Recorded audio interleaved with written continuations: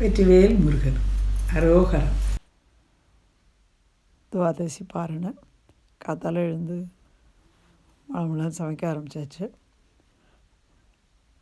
பருப்பு வறுத்து பாயசத்துக்கு எடுத்து வச்சுட்டோம்.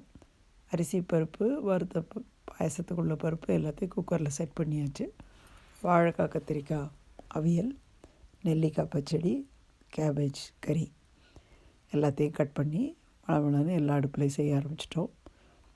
கடுகு, உளுத்தம் பருப்பு, 2 பச்சை மிளகாய் போட்டு அதில் இந்த எல்லா காய்கறியும் போட்டு உப்பு போட்டு நிமிஷமாக இந்த கறி தயாராகிடும். வாழைக்காய், கத்திரிக்காய்க்கு உப்பு போட்டோம். ரசத்துக்கு தண்ணீர் கொதிக்கிறது. எலுமிச்சம்பழம் ரசம்தான், புளி இன்றைக்கி சமையலில் வராது.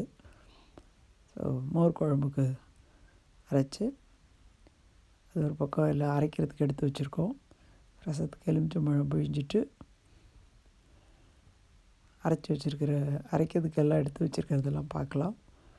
நெல்லிக்காய், கொஞ்சம் தேங்காய் பூ, 2 பச்சை மிளகா, 1/2 கப் தயிர் போட்டு நல்ல வெண்ணெயாக அரைச்சி எடுத்தால் பச்சடி தயார். பொட்டுக்கடலை, இஞ்சி, பச்சை மிளகா, சீரகம், தேங்காய் அரைச்சி மோர் குழம்புக்கு கலந்துட்டோம். அதே மாதிரி தேங்காய், சீரகம், பச்சை மிளகாய் அரைச்சி அவியலுக்கு கலந்துடலாம். அப்புறம் எல்லாத்தையும் தாளித்து கொட்டணும். பாயசத்துக்கு அதையும் தயார் பண்ணி பருப்பு வெந்தோடனே அதில் வெல்லம் போட்டு தாளித்து கொட்டணும். இதில்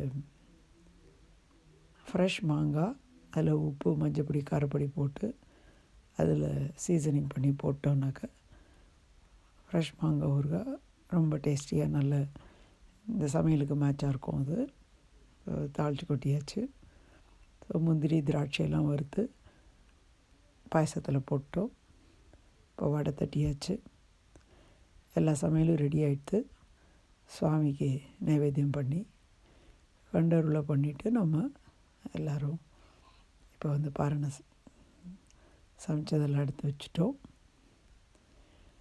இந்த 2025 ரொம்ப நல்ல எல்லாருக்குமே ஒரு நல்ல வருஷமாக இருந்தது. பகவானுடைய அனுகிரகத்தில் எல்லாருக்குமே வரப்போகிற 2026 ரொம்ப நல்லா இருக்கணும், நல்லா இருக்கும். கண்டிப்பாக உங்கள் அனைவருக்கும் புத்தாண்டு நல்வாழ்த்துக்கள். இன்றைக்கி திருப்பதி பிரசாதம் வர வீட்டுக்கு வந்தது, ரொம்ப சந்தோஷமாக இருந்தது. எல்லோரும் எப்போவும் நலமாக இருக்கணும்.